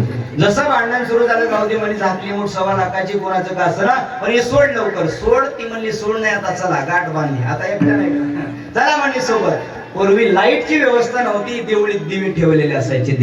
दिवा लावण्याकरता काकी म्हणली चला त्या देवळीकडे चल म्हणे पुढं. काकी निघाल्या पुढं, हे निघालं पाठीमागं. ते दिवा देवानं तिथला काढला होता, पोट खाली ठेवला होता. आणि इकडं भगवान कृष्ण परमात्म्यानं बारका इंचू नावाचा दिवा त्या देवळीत ठेवला होता. तो इंचू नावाचा दिवा देवळीत ठेवला होता. आणि देवळीत हिनं हात घातला. जसा हात घातला तसा दिव्यानं प्रसाद दिला. दिव्यानं प्रसाद दिल्याबरोबर तिला काय झालं नाही, ती 7-8 फूटची होती, जरा धडधाकट. अगं लाव की दिवा लवकर. काकू म्हणली ह्याच्यात दिवा नाही, तिकडच्या देवळीत असेल. चल म्हणे मग पटकन तिकडं चल म्हणल्या बरोबर इकडच्या देवळीत आली. काकी मागं सरकली. तिला माहिती होतं इकडं आपल्याला प्रसाद मिळालाय. आता म्हणली लावा तुम्ही लावा. ती म्हणला तू काय मी काय, लाव पटकन. तुम्हीच ऐकत होत्या ना. लाव म्हणे पटकन. लाव पटकन म्हणल्यावर काकी म्हणली माझी बारी झाली आता तुमची, लावा लवकर. ते मला ह्याच्यात काय बारीचं, लाव लवकर पटकन म्हणे उशीर झालाय. पटकन लाव म्हणल्याबरोबर हात देवळीत या काकानं घातला. जसा काकानं देवळीत हात घातला तसा दिव्यानं प्रसाद दिला. दिव्यानं प्रसाद दिला. ती होतं 5 फुटाचं 32 किलोचं. यानं 5 फूट उडी मारली. आणि उडी मारली. ते म्हणला काका तुला काही तिकडच्या देवळीत झालं नाही का. ते म्हणली झालं होतं पण प्रसाद अर्धा घ्यावा म्हणून सांगितलं नाही. विठ्ठला आता काय करायचं, गाठ सुट तोडता सुटना तोडता तोडना असं म्हणतात. उगं वाक्य आहे का? एका साध्या ब्राह्मणानं गाठ बांधली तर 7 जन्म सुटत नाही. किती बी पोट कचऱ्या केल्या, जगाच्या मालकानं बांधलेली गाठ कशी सुटेल लवकर? तिनं सांगितलं आता ही गाठ सोडायची असेल तर त्याच्याकडे जावं लागेल. चला म्हणे त्याच्याकडे. सकाळच्या वेळी हिनं दरवाजा उघडला. जसा दरवाजा उघडला तसं हे गोप बालक पिंद्यावड जगाकुड्या मधुसूदन मधुमंगल सगळे भगवान कृष्ण परमात्म्याच्या संगतीत. नाटक आलं नाटक आलं नाटक आलं म्हणून, कारण या दोघांची जोडीच देवाने एवढी सुंदर बनवली होती. ही होती 8 फुटाची, हे होतं 5 फुटाचं. टाचा वरी करून चलू लागलं तरी त्याची काय उंची पूर्ण नाही.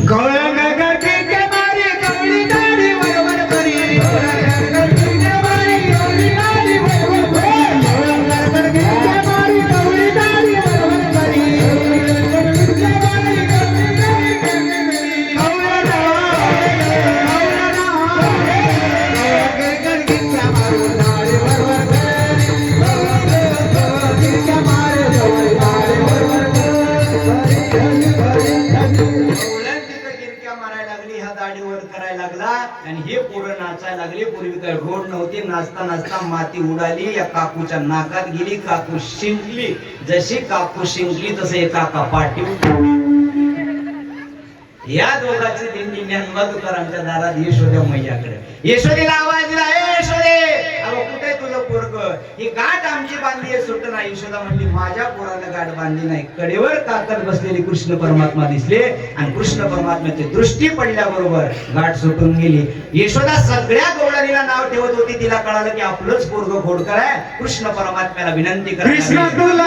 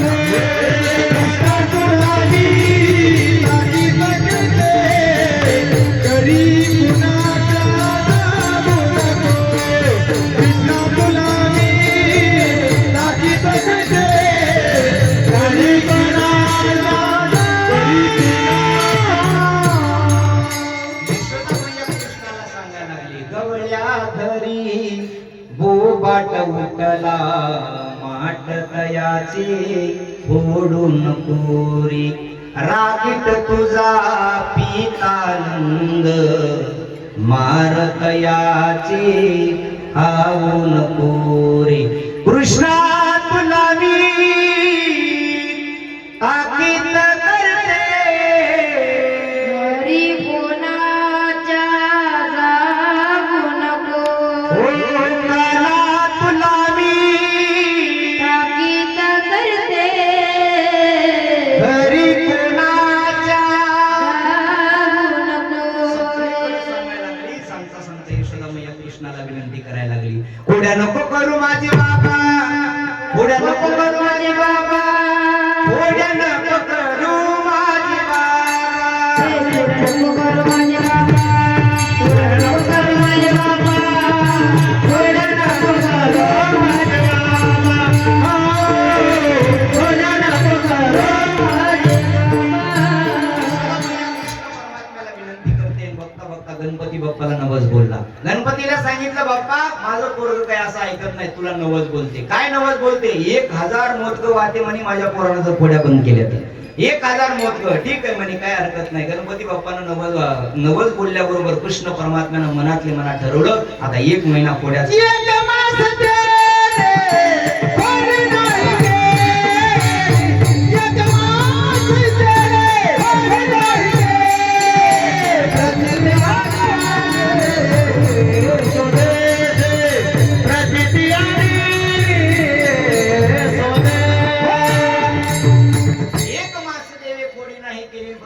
आली यशोदेशी. 1 महिनाभर देवानं खोड्या बंद केल्या. यशोदेला वाटलं नवसाला गणपती पावला. इकडे 1000 मोदकाचं ताट तयार केलं. ब्रह्ममुहूर्तावर उठली, तुपातले मोदक तयार केले, गणपती बाप्पाच्या मंदिरात आरती घेतली. कृष्ण परमात्म्याला ओवाळण्याकरता सोबत घेऊन गेली, पण आरती पेटवण्याकरता डब्बी पाहिली तर घरीच विसरली. कृष्णाने सांगितलं, यशोदा मैया कृष्णाला म्हणते, इथं थांब का ना, मी आता घरी जाते, काड्याची पेटी घेऊन येते, काड्याची डब्बी घेऊन येते. असं म्हटल्याबरोबर तिनं सांगितलं आणि कृष्ण परमात्म्याला घरी आली. यशोदा मैयाला तिथं आपल्या घराकडे आल्याबरोबर कृष्ण तिथं थांबलेले होते. गणपती बाप्पाला थोडासा जाब विचारला, म्हणे कारी मोठ्या डेअरीच्या अख्या जगाचं खाल्लं तरी माझ्या घरचं खायचे का तुला? ते म्हणलं, मी काही तुला खोड्या बंद कर म्हणलं नाही, तू तुझ्या मनानच खोड्या बंद केल्या, तुझ्या आईनं मनानच मोदक आणले. म्हणे गपचे बस. 1000 मोदक कृष्ण परमात्म्यानं खाल्ले. गणपती टुळू बघत होता, त्याला वाटलं 1-2 तरी देईल, दिले नाही. गणपती बाप्पालाच उचललं आणि पोटात टाकलं. यशोदा मैया तिथं आली आणि सांगितली, देवाशीच पुसे देव काय झाला. प्रचिती ती आली. यशोदा मैयानं विचार केला आणि सांगितलं, म्हणे आता देव आलाय ना, आता थांबलं पाहिजे. कृष्ण परमात्म्यानं अनेक खोड्या केल्या. यशोदा मैयानं समजून सांगितलं, आता सांगितलं, उद्या जाई राहणार सवे घेऊन गोधाळा विठाला विठाला विठाला विठाला विठाला.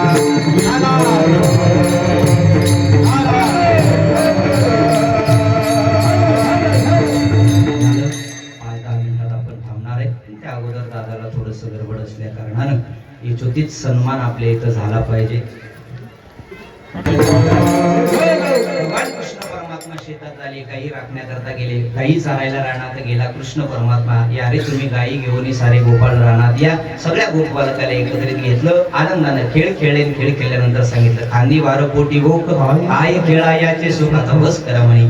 सकाळपासून आम्ही थकलोय, आता तुम्ही सुद्धा आम्हाला सोडून द्या. भगवान कृष्ण परमात्म्यानं सगळ्या गोपालकाला एकत्रित बसवलं आणि एकत्रित बसून सुंदर असा काला केला. भागवतामध्ये व्यास महाराज त्याचं वर्णन करतात. विप्रत वेणू जठरपटरेव शृंग वेदेच कक्षेवा मे पावलम सर्वकवलम तत्पला निंगुलेषु तिष्ठन्मध्ये स्वपरी स्वगरी हा सयन नर्म विश्वे यज्ञ भूपाल केले. गोपाल कृष्ण भगवान, गोपाल कृष्ण भगवान, गोपाल कृष्ण भगवान.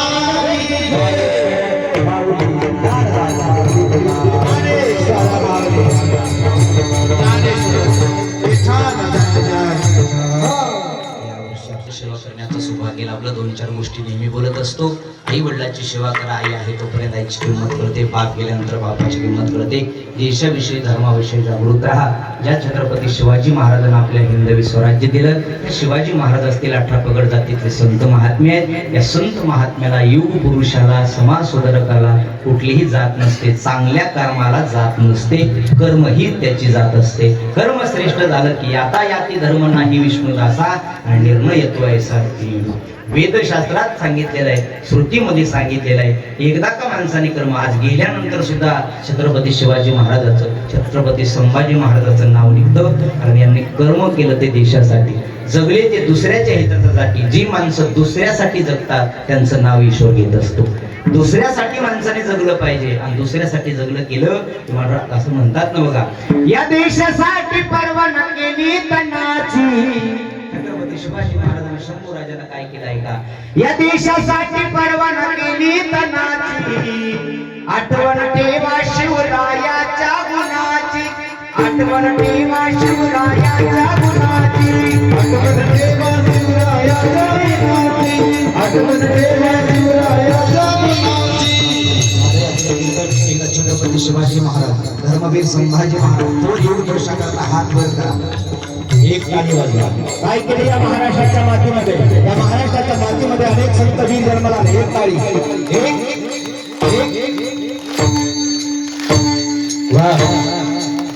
या महाराष्ट्राच्या मातीमध्ये अनेक संत पुरुष झाले. पवित्र ते कुला पावन नको देश जेथे हरिचंदास जन्म घेतली. या महाराष्ट्राच्या मातीमध्ये छत्रपती शिवाजी महाराज, याच महाराष्ट्राच्या मातीमध्ये धर्मवीर संभाजी महाराज, धर्मवीर संभाजी महाराजांविषयी बोलत असताना असं सांगितलं जातं, अरे मुलगे उडेल तरी चालते माझा हे मराठी मातीचा हस्त मराठा बनला केला गेला तरी चालेल, पण हिंद धर्म सोडणार नाही.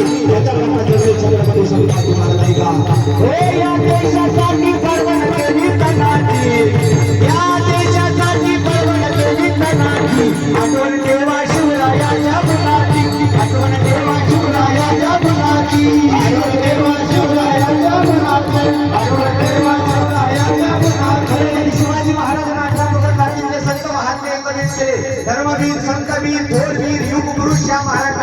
महाराष्ट्रामध्ये झाले, कर्मवीर झाले, धर्मवीर झाले, शूरवीर झाले, संतवीर सुद्धा या महाराष्ट्राच्या मातीत झाले. महाराष्ट्राची माती अगदी पवित्र आहे. या महाराष्ट्राच्या मातीनं शेर शिवा धर्म पर लिखने वाला शेर शिवा का बेटा था, परम प्रतापी एकही शंभू राजा था, एकही शंभू राजा था. यांनी काय केलं? कर्तव्य करणे मानलं, परदानेला पहिलं मानलं. हे केवळ गेली सुभेदाराच्या सुनेची, आठवण ठेवा शिवरायाच्या गुणाची, आठवण ठेवा शिवरायाच्या गुणाची. हे छत्रपती शिवाजी महाराज की जय, संभाजी महाराज की जय. जय श्रीराम, जय श्रीराम, जय श्रीराम. योग पुरुषाचे थोर महात्म्याचं नाव आपल्याला चंद्र सूर्य आहे तोपर्यंत अजरामर आहे, कारण त्यांनी कर्मश्रेष्ठ केलं.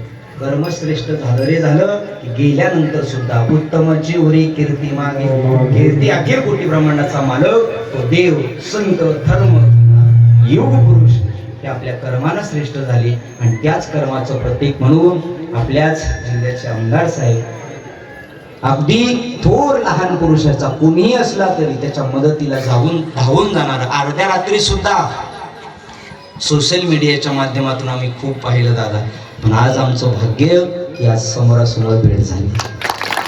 दिग्रसला आलो होतो ना, त्यावेळेस आम्ही भेटण्याकरता येणार होतो सगळेजण, पण तुम्हाला काही वेळ नव्हता वाटतं, म्हणून त्या वेळेस कथेला काही येणं झालं नाही. पण आदरानं ज्यांच्याकडे पाहिलं जातं, अख्खा महाराष्ट्र ज्यांना आपलं आधारस्थान मानतो, आधारस्तंभ मानतो, एक आदर्श व्यक्ती कसा असावा. हे बघा, आहे तोपर्यंत माणसं कुणाला सांभाळत नाही आणि गेल्यानंतर हळहळ करून काही उपयोग होत नाही. पण आहे तोपर्यंत ज्यांची जाण ठेवणं, आहे तोपर्यंत ज्याला गरजूला मदत करणारी व्यक्ती म्हणजे आदरणीय संतोष दादा. गरजू माणूस आहे त्याला मदत. आणि सध्याचा काळ असा आहे बघा, जिथं लोकांना द्यायचंय तिथं माणसं पोहोचत नाही आणि जिथं नको तिथं जास्त दिल्याशिवाय नाही. आहे तोपर्यंत त्यांची किंमत करायची का? जन्मदे ते माता पिता असतील, आपल्या जवळची माणसं असतील, रक्ताची नाती सुद्धा आज रक्ताला बोलायला तयार नाही. माणसाला कुठला अहंकार झालाय कुणास ठाऊक माहिती नाही, पण आपल्या माणसाला माणसं ओळखायला तयार नाही. आपल्या माणसाला ज्याने जपलं ती माणसं मोठी झाली. आपल्या माणसाचा हेतू करा, आपल्या माणसाला जपा. आणि त्याच कारणानं परळी वैजनाथला दादा आपल्याला माहिती आहे, मी वारकरी शिक्षण संस्था चालवतो. ही पारडीकर मंडळी, दिग्रसकर मंडळी, तिथली उमरीची मुलं जवळपास यावर्षी 250 मुलं आहेत आणि 55 मुली आहेत. ह्या 2 मुली कीर्तन करतात पारडीच्या आहेत आणि 300 विद्यार्थी आहेत. आणि त्यापैकी दादा एक माझं सौभाग्य असं आहे, ज्ञानोबरायाच्या आशीर्वादानं, आई वडिलाच्या आशीर्वादानं, ज्याला खरंच गरज आहे आणि आई वडील नाही अशा 1 रुपया फीस न घेता त्यांना मी तिथं सांभाळतो. 50 ते 60 लेकरं असे असतील ज्यांना कुठल्याही आर्थिक मदतीचा किंवा कोणाकडे न जाता, कुठल्या शासनाची योजना न घेता, फक्त या कीर्तनाच्या माध्यमातून एक काहीतरी आपल्याकडून घडावं, मिळालेलं ज्ञान 4 लेकराला द्यावं, याच्याकरता ही सगळी मुलं इथं बसलेली आहे ना, यांना मी सांभाळ करतो. चला, तुमचं ती कार्य महानच आहे. तुम्हाला त्रिवार वंदना करतो. उपस्थित सर्वच जमलेल्या भावी भक्तांना वंदना करून माझ्या वाणीला पूर्ण विराम देतो. विठ्ठल